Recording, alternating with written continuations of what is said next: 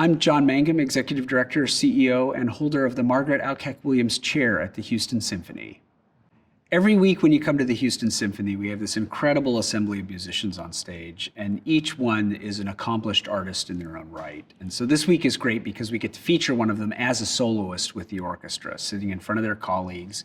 In this case, it's our principal cellist, Brinton Averil Smith, and he's playing the Dvořák Cello Concerto, which is one of the pinnacles of the solo cello and orchestra repertoire. Dvořák wrote it when he was in New York, so it's actually a piece of American music, I guess. It was the last major piece to come out of Dvořák's 3 years in New York between 1892 and 1895. It's a big piece, and no one is up to the challenge more than Brinton. We're fortunate to have him as our solo cellist in the orchestra, as our principal cellist. He's an incredible player. He's a real questing musician. You know, he's always trying to challenge himself as a player and figure out, new techniques, transfer pieces to the cello that may not have been intended for the cello.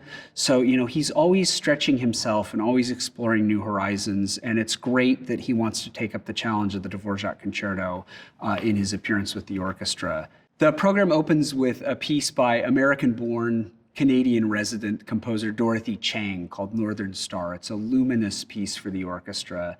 And one of the things that's really important to your eye is that when we invite a guest conductor to lead the orchestra, we ask them to bring new pieces, unfamiliar pieces about which they are excited. And so this was a piece that Chang suggested, and we're really happy to be, giving it its first performance here in Houston. First Houston Symphony performance, and it should be a wonderful program opener. And then, of course, on the second half of the program is another piece that's very virtuosic and has moments of great atmosphere, Prokofiev's ballet music from his ballet score, Romeo and Juliet. So it's a selection of pieces from Romeo and Juliet.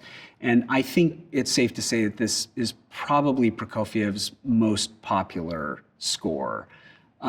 It's just full of wonderful, wonderful music, from pieces that capture the kind of hot summer nights there in Italy, in the setting of Romeo and Juliet, to the tension between the Capulets and the Montagues, to some of the violence of the piece, to the incredible rhapsodic music for the love between Romeo and Juliet. And you get all of that in these selections that Chang has made from Prokofiev's ballet score. So, those two pieces plus the Dvořák Concerto, it makes a very nice program and a very nice journey from kind of a contemporary piece, with a real sense of place. It was written for the orchestra in Calgary, so it's very much about that kind of idea of north and the atmosphere of a northern country and the nature there, to the Dvořák, which is Dvořák thinking about Bohemia, writing in New York, to the Prokofiev trying to conjure up this sort of Renaissance Italy in this battle between the two families. So it's a wonderful, wonderful journey.